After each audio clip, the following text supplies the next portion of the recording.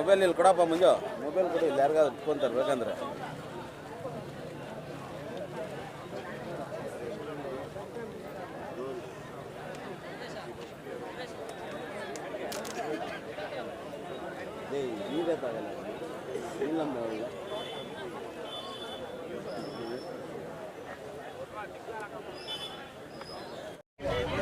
ನಿನ್ನೆ ನಮ್ಮ ಪೆರೇಸಂದ್ರ ಗ್ರಾಮದ ಏನು ಶಶಿಕಲಾ ಅನ್ನೋ ಒಂದು ಹೆಣ್ಣು ಮಗು, ಚಿಕ್ಕ ಮಗು, 3ನೇ ಕ್ಲಾಸ್ ಮಗು, ಒಂದು 8-9 ವರ್ಷ ಇರ್ಬೋದು ಪಾಪ. ಮನೆ ಹತ್ರ ಆಟ ಆಡಬೇಕಾದ್ರೂ ಏನೋ ಆಗಿ ಅಕಸ್ಮಾತಾಗಿ ಬಿದ್ದಿದೆ. ತುಂಬ ಇಂಜುರಿ ಏನೂ ಆಗಿರಲಿಲ್ಲ. ಉಸಿರಲ್ಲಿ ಏನೋ ಸ್ವಲ್ಪ ತೊಂದರೆನೋ ಏನೋ ಆಗಿದೆ, ಉಸಿರಾಟದ ತೊಂದರೆನೋ ಆ ಥರದ್ದು ಏನೋ ಆಗಿದೆ ಪಾಪ ಮಗುಗೆ. ಇಮ್ಮಿಡಿಯೇಟು 6 ಗಂಟೆಗೆ ಇಲ್ಲಿ ನಮ್ಮ ಆಸ್ಪತ್ರೆಗೆ ತೊಗೊಂಬಂದಾರೆ, ಗೌರ್ಮೆಂಟ್ ಹಾಸ್ಪಿಟ್ಲಿಗೆ. ತೊಗೊಂಬಂದಾಗ ಅವ್ರಿಗೆ ಯಾರೂ ಇಲ್ಲಿ ಸಿಬ್ಬಂದಿ ಇರಲಿಲ್ಲ. 6 ಗಂಟೆಗೇನೋ ಹೊರಟೋಗಿದ್ರಂತೆ, ನೆನ್ನೆ ಭಾನುವಾರ ಬೇರೆ. ಅದರ ನಂತರ ಅವ್ರು ಏನು ಮಾಡಿದ್ದಾರೆ, ಇಲ್ಲೆಲ್ಲೋ ಒಂದಷ್ಟು ಏನು ಚಿಕ್ಕಬಳ್ಳಾಪುರಕ್ಕೇನೋ ಕರ್ಕೊಂಡು ಹೋಗೋಕ್ಕೆ ಪ್ರಯತ್ನ ಪಟ್ಟಿದ್ದಾರೆ. ಮಾರ್ಗ ಮಧ್ಯದಲ್ಲಿ ಮಗು ತೀರ್ಕೊಂಡಿದೆ. ಏನು ದೊಡ್ಡ ಏನು ಆ ಹುಡುಗಿಗೆ ಇಂಜುರಿ ಆಗಿರಲಿಲ್ಲ. ಒಂದು ಕರೆಕ್ಟಾಗಿರೋವಂಥ ಒಂದು ಎಮರ್ಜೆನ್ಸಿ ಒಂದು ಟ್ರೀಟ್ಮೆಂಟ್ ಸಿಕ್ಕಿದ್ರೆ ಆ ಪ್ರೀಶಿಯಸ್ ಅವರ್ಸಲ್ಲಿ ಆ ಮಗು ಉಳ್ಕೊತಿತ್ತು. ಮತ್ತು ಇದೊಂದು ಮಗು ಕತೆ ಅಲ್ಲ, ಚಿಕ್ಕಬಳ್ಳಾಪುರದಲ್ಲಿ ಮತ್ತು ಪೆರೇಸಂದ್ರದಲ್ಲಿ ಮತ್ತು ಚಿಕ್ಕಬಳ್ಳಾಪುರದಲ್ಲಿ ಎಲ್ಲ ಕಡೆನೂ ಈ ರೀತಿ ಆಗ್ತಿದೆ. ಹಾಸ್ಪಿಟ್ಲುಗಳಂತೂ ಅಧ್ವಾನ ಆಗಿಬಿಟ್ಟಿದೆ. ಇದನ್ನು ನೋಡೋರು ಯಾರೂ ಇಲ್ಲ. ಪ್ರದೀಪ್ ಈಶ್ವರ್ ಅವರಿಗೆ ಒಂದು ಚೂರು ಕೂಡ ಜ್ಞಾನ ಇಲ್ಲ. ಇದನ್ನೆಲ್ಲ ಬಂದು ಅಡ್ರೆಸ್ ಮಾಡಬೇಕು, ಏನು ತಪ್ಪುಗಳಾಗ್ತಿದೆ ಏನಿಲ್ಲ ಅಂತ ನೋಡಬೇಕು. ಈಗ ಮೊನ್ನೆ ಬೈರತಿ ಸುರೇಶ್ ಅವ್ರು ಏನು ಮಾಡಿದ್ರು, ಹೋದರು ಆ ಬಸ್ಸುಗಳಲ್ಲೆಲ್ಲ ಓಡಾಡಿದ್ರು, ಏನು ತೊಂದರೆ ಆಗ್ತಿದೆ ಏನಂತ ಅರ್ಥ ಮಾಡ್ಕೊಳಕ್ಕೆ ಪ್ರಯತ್ನ.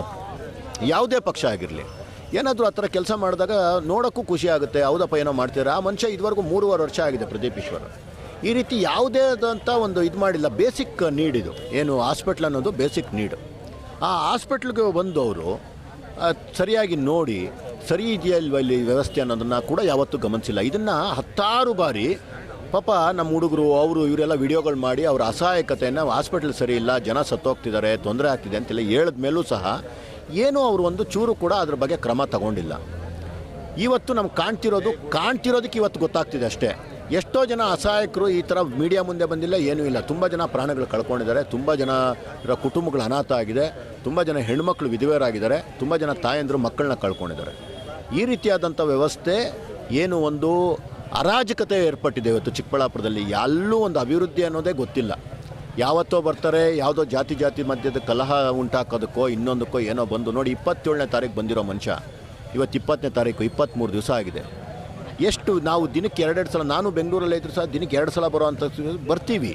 ಬೇರೆ ಎಲ್ಲರೂ ಬಂದು ಹೋಗ್ತಿರ್ತಾರೆ. ಇವ್ರು 23 ದಿವಸ ಆದರೂ ಇದೇ ಬಂದಿಲ್ಲ. ಇದು ಇವತ್ತೊಂದಲ್ಲ, ಪ್ರತಿ ಸಲನೂ ಹಂಗೆ 45 ದಿವಸ, 2 ತಿಂಗಳು 3 ತಿಂಗಳು ಬರೋದೇ ಇಲ್ಲ ಮನುಷ್ಯ. ಇಂಥ ಪ್ರತಿನಿಧಿಗಳು, ಜನಪ್ರತಿನಿಧಿಗಳು ಏನು ಮಾಡೋಕ್ಕೆ ಸಾಧ್ಯ? ಏನು ಪ್ರಜಾಪ್ರಭುತ್ವ ವ್ಯವಸ್ಥೆಯಲ್ಲಿ ಇಂಥವರೆಲ್ಲ ಯಾಕಿರಬೇಕು? ಈ ರೀತಿ ಜೀವಗಳು ಕಳ್ಕೊತಾ ಇದ್ದಾರೆ. ಪಾಪ ಆ ಮಗು ಇವತ್ತು ಸತ್ತೋಗಿದೆ. ದಲಿತ ಕುಟುಂಬ, ಬಡ ಕುಟುಂಬ, ಅವ್ರಿಗೊಂದು ಸಾಂತ್ವನ ಹೇಳೋ ಅಂಥ ಕೆಲಸ ಕೂಡ ಇವ್ರು ಯಾರೂ ಮಾಡಿಲ್ಲ.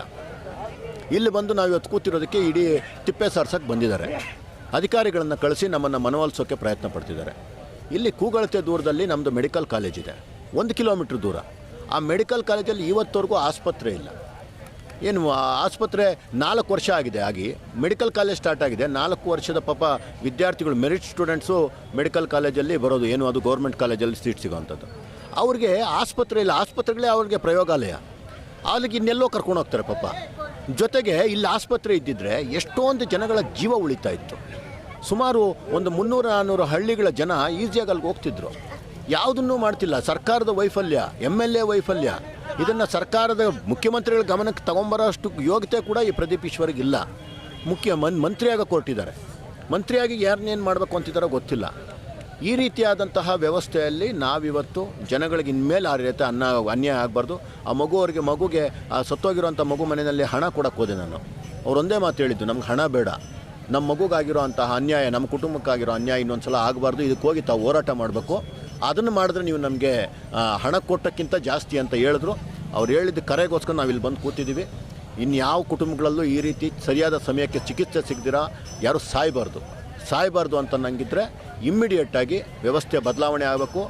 ಏನು 4 ವರ್ಷದಿಂದಲೂ ನೆನೆಗುದ್ದಿಗೆ ಬಿದ್ದಿರೋ ಅಂತಹ ಮೆಡಿಕಲ್ ಆಸ್ಪತ್ರೆ ಏನಿದೆ, ಕಾಲೇಜ್ಗೆ ಅಟ್ಯಾಚ್ ಆಗಿರೋವಂಥದ್ದು, ಅದು ಇಮ್ಮಿಡಿಯೇಟಾಗಿ ಪ್ರಾರಂಭ ಆಗಬೇಕು. ಲಕ್ಷಾಂತರ ಕೋಟಿ ಬಜೆಟ್ ಹಾಕ್ತೀರಾ, ಹೆಲ್ತ್ ವೆರಿ ಇಂಪಾರ್ಟೆಂಟ್ ಅಂತ ಗೊತ್ತಿದೆ. ಅದಕ್ಕೆ ನೀವು ಹಣ ಕೊಟ್ಟು ಅದನ್ನು ಸರಿ ಮಾಡೋಂಥ ಯೋಗ್ಯತೆ ಇಲ್ದಿರೋ ಸರ್ಕಾರಗಳಿಗೆ ನಿಮಗೆ ಚೀಮಾರಿ ಆಗ್ತಾ ಇದ್ದೀವಿ. ಪೆರೇಸಂದ್ರ ಗ್ರಾಮ ಮಾತ್ರ ಅಲ್ಲ, ಇಡೀ ಚಿಕ್ಕಬಳ್ಳಾಪುರದ ಎಲ್ಲ ಜನತೆ ನಿಮಗೆ ಈ ಕಾಂಗ್ರೆಸ್ ಸರ್ಕಾರಕ್ಕೆ ಚೀಮಾರಿ ಆಗ್ತಿದೆ. ಅದನ್ನೇ ನಾವು ಕೇಳ್ತಾ ಇದ್ದೀವಿ. ನಾವು HOD ಸಾಹೇಬ್ರು ಹೇಳ್ತಾರೆ, ನಾವು ಕೇಳ್ತಾರೆ ಸರ್ಕಾರ, ನಾವು ನಿಮ್ಮಿಂದ ನಾವೇನಾದ್ರು ತಪ್ಪು ಅಂತ ಹೇಳಿದ್ವಿ.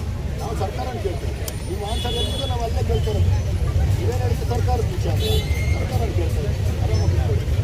ನೀವು ನಮ್ಮ ಪ್ರತಿಪಕ್ಷದಲ್ಲಿ ಪಾಲ್ಗೊಳ್ಳಿ, ದೇವ್ರ ದುಡ್ಡು ಒಳ್ಳೇದು ಮಾಡ್ತಾರೆ. ಜನರ ಜೀವನ ಜೊತೆ ಚೆಲ್ಲಾಟ ಆಡ್ತಾ ಇದ್ದಾರೆ ಸರ್.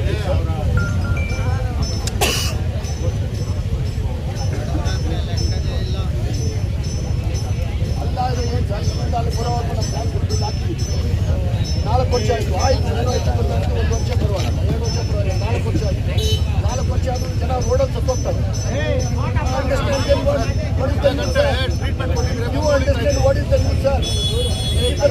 ಹಾಸ್ಪಿಟಲ್ ಕಟ್ಟಿದ್ದಾರೆ, ಶಾರ್ಟ್ ಹಾಕಿಕ್ ಮಾಡಿದ್ದಾರೆ ಅಷ್ಟೇ. ನಾವು ಕಟ್ಟಿದ್ರೆ ಹಾಸ್ಪಿಟಲ್ ಅಂತ ಹಿಂದ್ಗಡೆ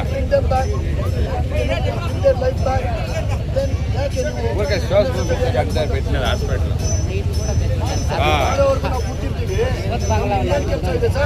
ಸಾಮಾನ್ಯ ಜನಕ್ಕೆ ಏನು ಕೆಲಸ ಇದೆ? ಇದು ಆಸ್ಪತ್ರೆಯಲ್ಲಿ ಈ ಥರ ಸರಿ ಇಲ್ಲ ವ್ಯವಸ್ಥೆ ಅಂತ ಇವರು ಸಲ ಮಾಡಿದ್ದಾರೆ. ಹುಡುಗರು ಚಿಕ್ಕ ಚಿಕ್ಕ ಹುಡುಗರೆಲ್ಲ ವಿಡಿಯೋ ಮಾಡೋದು ಏನಕ್ಕೆ ಸರ್ ರಿಕ್ವೆಸ್ಟ್ ಮಾಡಿಲ್ಲ? ಅಲ್ಲಿ ಹೋಗಿ ಅಲ್ಲ ಸರ್, ಹಾಸ್ಪಿಟಲ್ ಕಟ್ಟಿದ್ದಾರೆ, ಏನು ಫೋನ್ ಮಾಡಕ್ಕೆ ಇಕ್ಕಿರೋದು ಹಾಸ್ಪಿಟ್ಲ. ನೋಡಿ, ನಾನು ಸರ್ಕಾರ ವ್ಯವಸ್ಥೆ ಅರ್ಥ ಮಾಡ್ಕೊಂಡಿಲ್ಲ, ಡೆಡ್ ಬಾಡಿ ಇಟ್ಕೊಂಡು ಮಾಡಿಲ್ಲ. ನಾನೇನೋ ಮನ್ಸು ಮಾಡಿದ್ರೆ ಡೆಡ್ ಬಾಡಿ ಇಡ್ತಾ ಇದ್ದೇವೆ.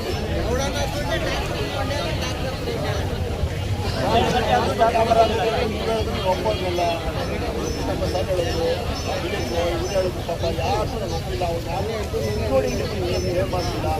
ಸರ್ಕಾರ ನಡ್ಕೊಂಡು ಬರಬೇಕು, ಬೆಂಕಿಗಳು ಕೊಡಬೇಕು, ಆಗಲಿ ಅಂತ.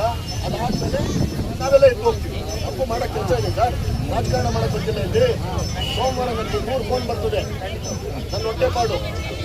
ಮತ್ತು ಸತ್ತೋಗ್ತವ್ರಲ್ಲಿ ಜನ. ನಾನು ಅವನು MLA ಇದ್ದಾನೆ, ಇವತ್ತವರೆಗೂ ಪತ್ತೆ ಇಲ್ಲ. ಇದು ಬೆಳಗ್ಗೆಯಿಂದ ಏನು ಮಾಡ್ತಾವನು ಅವ್ನು MLA? ಏನು ಮಾಡ್ತಾ ಇದೆಯಪ್ಪ MLA? ಬಾರೋ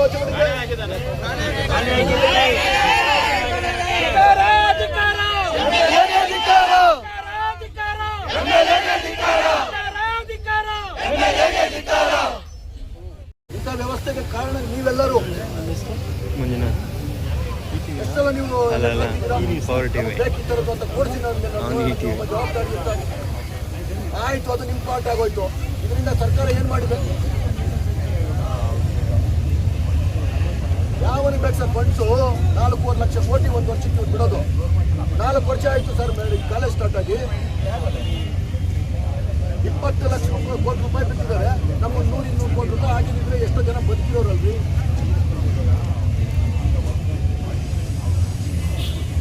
Work of starting for another 5 years. And we will leave at least beyond thousands of people will die. Then 4 ವರ್ಷದಿಂದ ಯಾಕಾಗಿಲ್ಲ? ನೀವು ನಿಮ್ಮನ್ನ ಆನ್ಸರ್ ಕೇಳ್ತಾ ಇಲ್ಲಲ್ಲ. When you can answer all my questions, you sit and answer, sir. Otherwise you cannot, need not to come here, sir.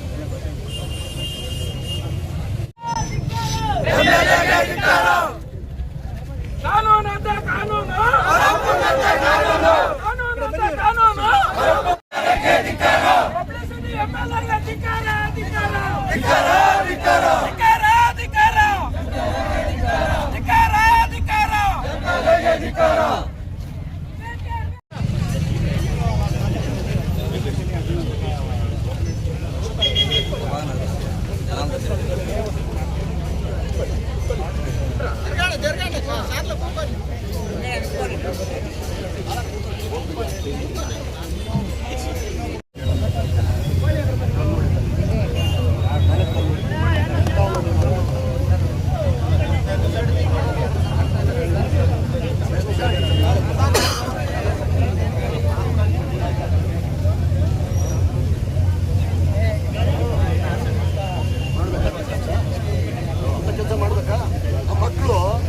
ಬರುವಂಥ ಮಕ್ಕಳು ಏನು ಕಲಿಬೇಕಂತ ಇರೋ ಆಸ್ಪತ್ರೆ ನಡೆಯೋಕ್ಕೆ ಯಾವ ರೀತಿ ಜ್ಞಾನ ಬರ್ತಿತ್ತು?